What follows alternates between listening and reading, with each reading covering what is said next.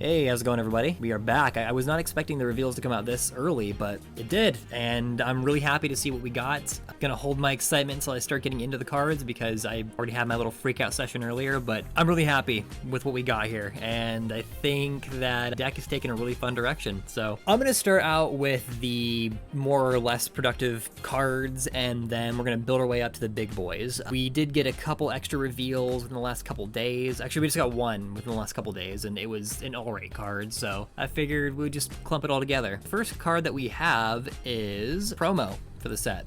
It's a grade 2. When it stands, it gains 3,000 power to the end of the turn. Really is not a lot going on there.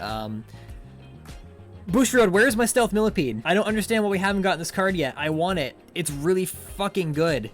It's probably the most solid grade 1 out of the entire lineup, and I really want to have the card.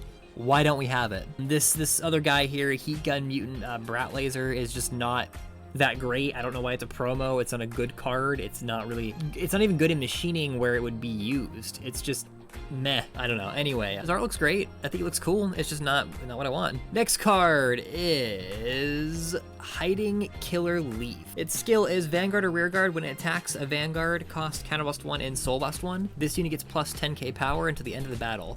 Put the top card of your opponent's deck into the drop zone, and if it is a grade 1 or greater, draw a card. So we'll talk more about that a bit later because the milling theme is reoccurring. Also, the Soulblast 1 and Counterblast 1 is also a reoccurring theme, and I don't like it a ton, all the more reason that we need Stealth Millipede to be a card that we get, but, you know, either way. This guy's great, though. He's a really solid grade 2. Running him right alongside something like Bloody Hercules is going to be amazing. This really, you know, I don't think it'll have like much use in machining, but definitely in this deck, it has a ton of extra aggression that I love, and his art is so cool. The next one was actually a machining grade 3 that we got that was a bit of a, like, extra addition onto the set. Not extra edition, but extra edition onto machining. So I really wasn't sure if machining was going to get any more support.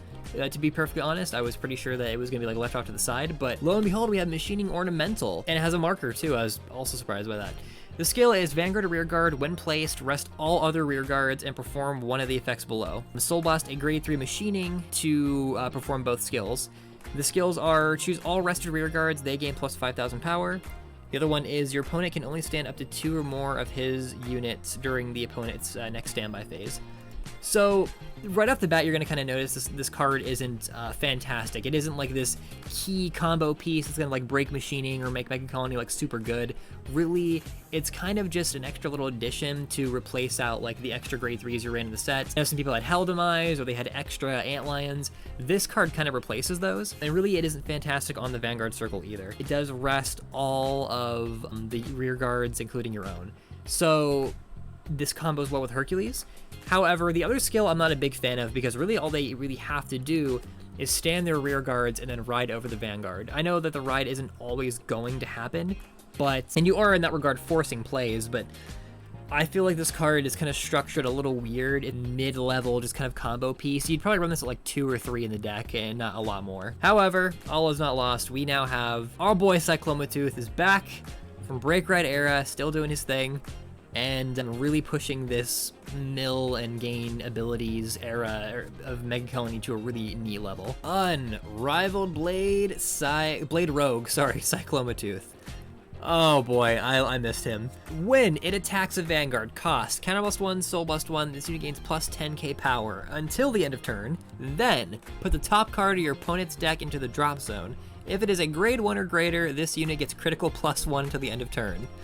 Auto, when rode upon, your opponent chooses a card from his or her hand and discards it, and one of your Vanguards gets plus 5,000 power into the end of turn, each of that card's grade. Boy, I love this card to death. There's so much to say about him, and I don't feel like I could even properly express right off the cuff how much I love this card. He is a solid card by himself. His on-ride skill adds so much power to gunning Oreo, or gunning Chlorio, I guess is his new name now, we'll talk about that later. And his ability by itself is so solid. First off, we'll just talk about that. Again, it's Counterblast 1, Soulblast 1. You're going to see this a lot. 10k power, and then you have the mill. Essentially, the way this deck is going to work is they either mill out a grade 1 or greater and you get an ability, or you mill out one of their 16 triggers and you slowly deplete their trigger lineup.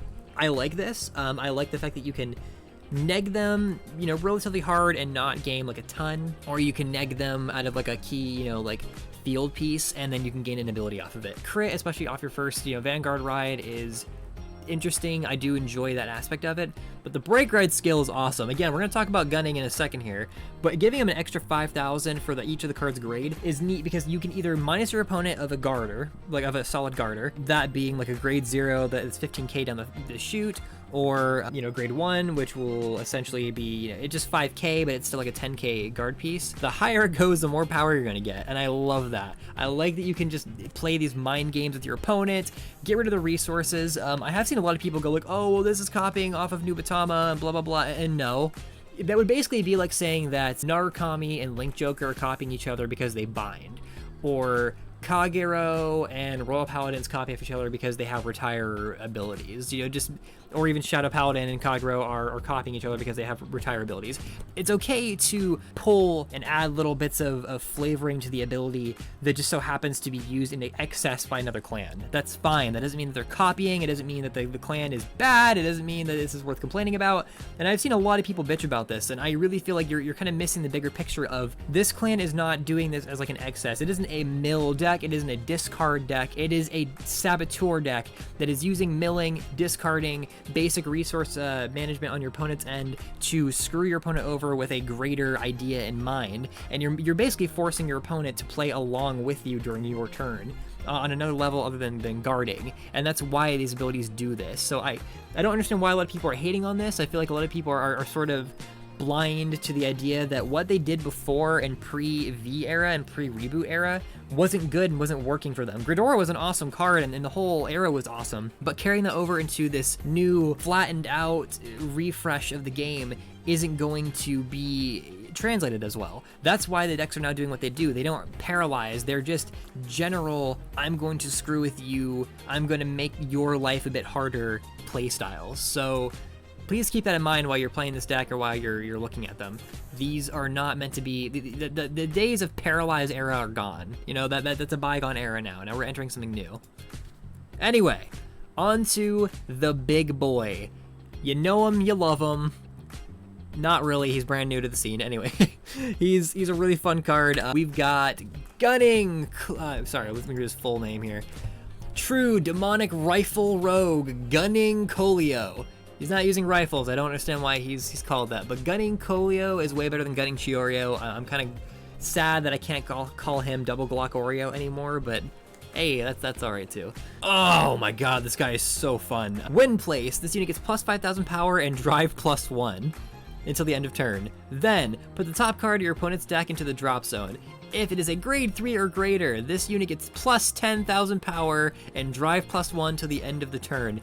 That is a free skill that is on ride that you get this ability. Let me try that again. On placement, 5,000 power, drive plus 1, mill your opponent's top card. If that is a grade 3 that got milled, he gets plus 10,000 power and an extra drive. That is coupled with Cyclomatus' ability to then give him extra power and make your opponent discard. I adore this card to no end. That's not the end of his ability though.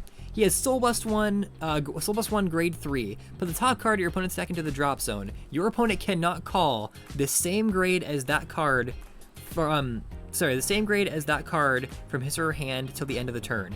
This coupled with Phantom Black can essentially can be a no guard area where they can't guard with anything, but you are severely limiting their abilities and what they can do. I adore this card for so many reasons. I love him because he is essentially a free triple drive. I love him because coupled with the grade 3 searching abilities of older cards, he is reusable and something that encourages reuse. I love him because he mills. I love him because his cost is cheap. I love him because he gets big for no real reason. He is so solid. Is he broken? No, absolutely not. Is there a lot of RNG involved with these cards?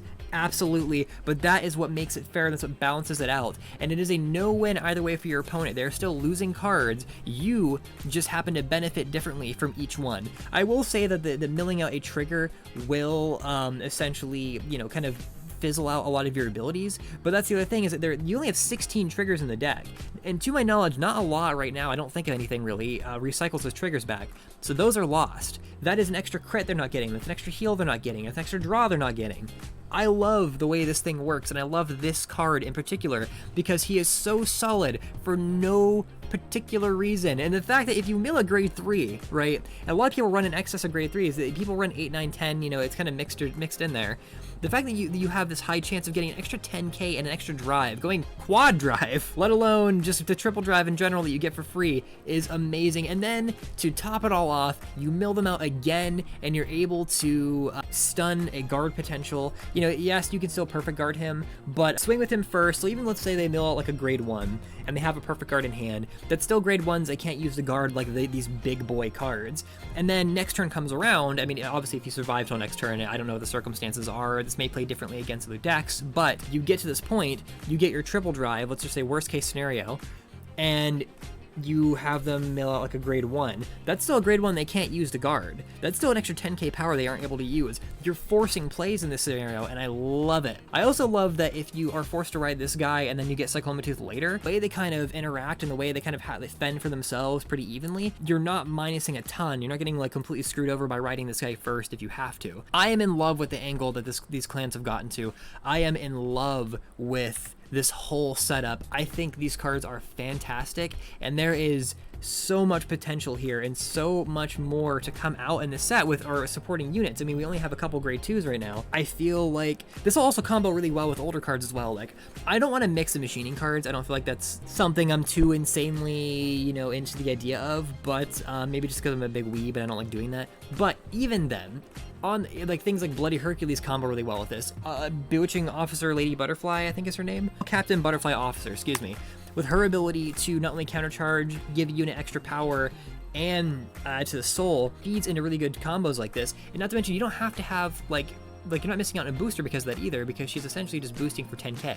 I mean, obviously, again, I want my Centipede, or Millipede, excuse me. Stealth Millipede is a solid card, and I feel like he would make this deck just so good and just add so much more of an element of control to this deck. But until we get that, obviously we're just kind of working with what we got. I'd also like to see cards like, oh god, like I'd also like to see, you know, another grade 2 that essentially just adds to the soul, adds more of a combo piece. I'd like to see another thing that kind of services the same way that Bloody Hercules does, where Bloody Hercules is, well, either a hit or you block me. Like either something bad happens and I hit you, or you waste more guard. And I like, again, the head game center of that whole playstyle. Like, because if he hits, he countercharges and he gains your resources and makes the card stronger. And so it's just so good. There's so much good stuff happening here and so many good interactions and just so many solid plays that come out of this deck. And I'm so excited to see where this goes. I could go on forever. I'm not going to sit here and waste any more time just rant about the same good stuff, but I'm so excited for this. And as more stuff comes out, I'm really more eager to see how these other combo cards interact with things like this. So I think we have a couple more double rares coming out too, and I think we're gonna get like another really solid double rare grade 2 for this set. So I'm hoping it doesn't go to machining. I would like to see, you know, machining already has Mantis. Mantis is fine for machining. I want to see more resource management and less counterblasting and soul blasting with these new cards. But oh man, guys, I'm excited. Let me know what you guys think. I will see you guys next time.